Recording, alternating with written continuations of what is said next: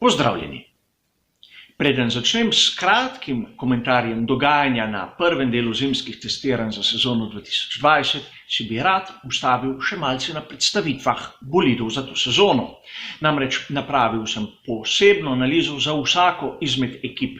Nekih skupnih zaključkov še nisem povlekel. In na vseh 10 ekip lahko gledamo iz raznih zornih kotov. Naprimer, razdelimo jih na tiste ekipe, ki uporabljajo mat barvo proti tistim, ki uporabljajo bleščečo barvo. In rezultat je 5:5.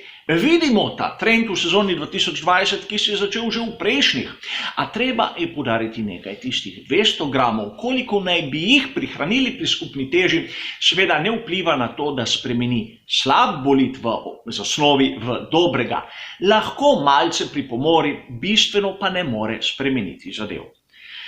Drugi zorni kot, na katerem moramo gledati na nove bolide, je, da se je zopet pojavil ta trend B ekip v Formuli 1. Še bolj očitno, kot smo to videli v prejšnjih sezonah.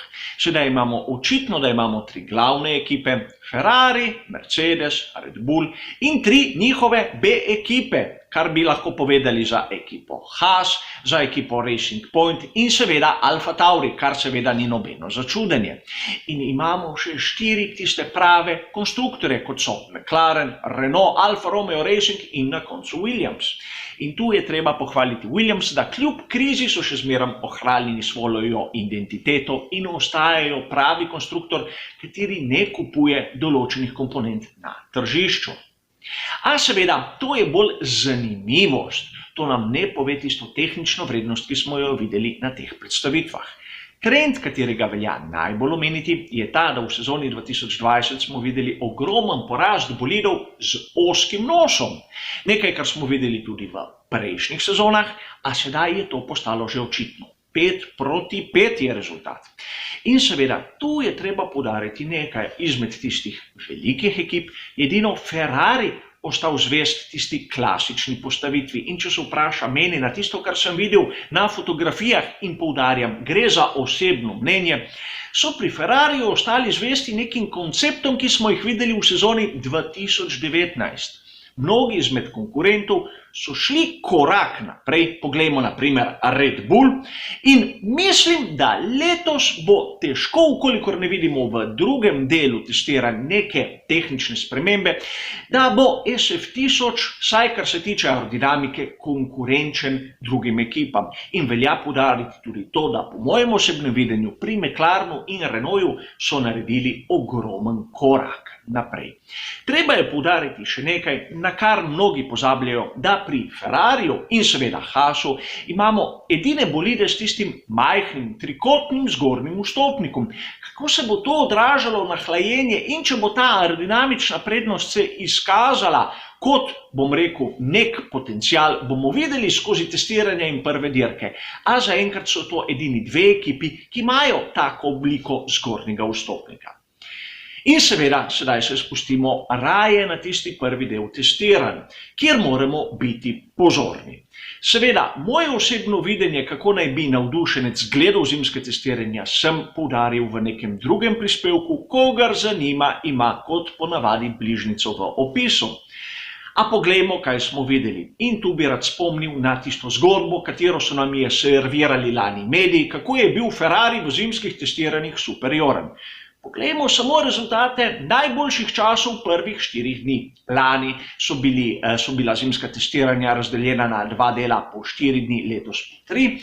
In vidimo, da res na prvih 2 dneh je bil Ferrari najhitrejši, a na to Scuderia Toro Rosso in Renault. In glede na kvaliteto ekip vidimo, koliko sta vredna tista prva 2 časa in skozi isti spekter moramo gledati tudi na sezono 2020.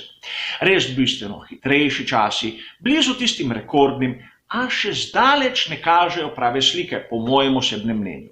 Ukolikor primerjamo čase, ki so jih dosegli na primer Hamilton, Raikkonen in Bottas na prvih 3 dneh, vidimo, da Leclerc in Vettel imata čase podobne tistim, ki so bili lani na zimskih testiranjih. Govorimo 1:18:2, tam okrog.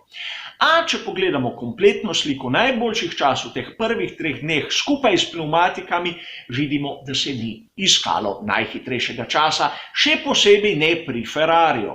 Zaskrbljujoče je nekaj drugega strani skuderije Ferrari. In pustimo pri strani izjave Binota in o najhitrejšem krogu ter izgubljeni hitrosti.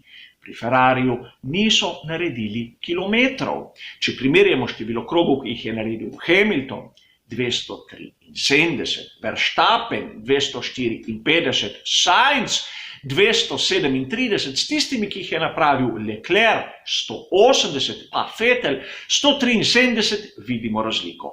Bistvo zimskih testiranj, saj v prvem delu, po mojem osebnem videnju, so kilometri, ne toliko čas.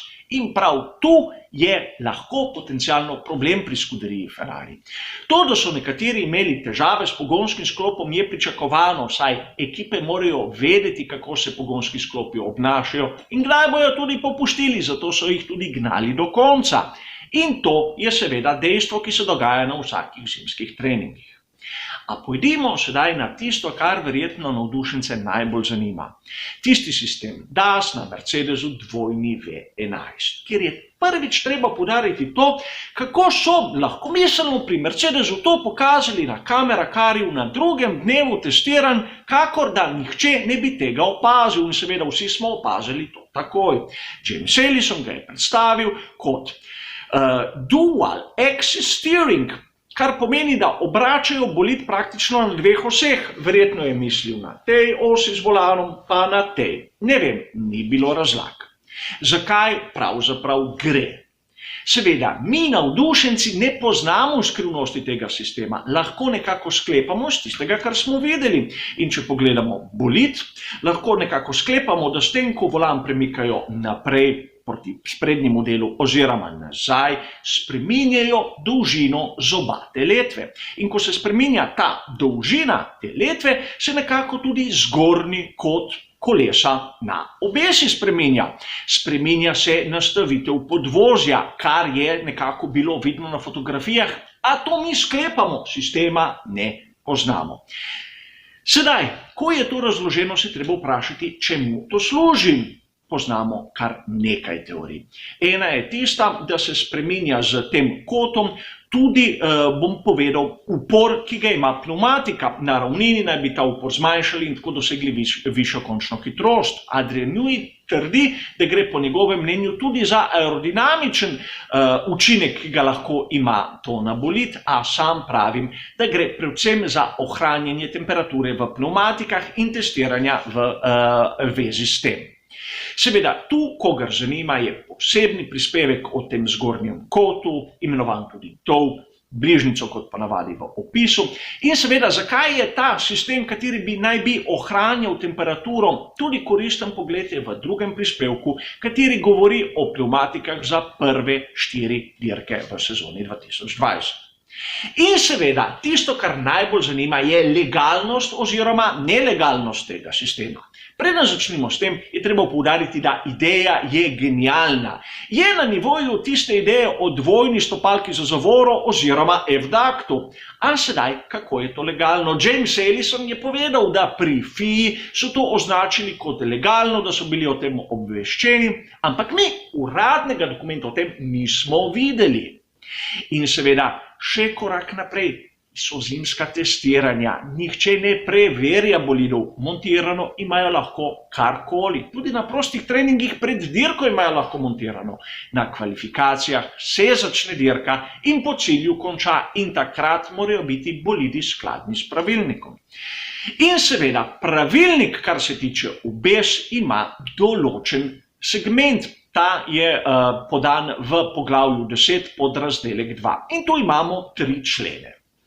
In seveda, mnogi so jih nekako prevajali po svoje, da so dokazali, da je ta sistem, ki ga ima Mercedes, skladen s pravilnikom. In seveda, v 1. in 2. členu, priznam, je kar precej sivin, katere lahko pravijo, da bi se ta sistem lahko izmuznil skozi pravilnik. In govorimo o tem, da v 1. členu 10.2.1 govorimo o tem, da mora biti volan fiksen, da se kolesa ne premikajo. V 2. členu pa je tista omemba sistema, kateri je gnan powered.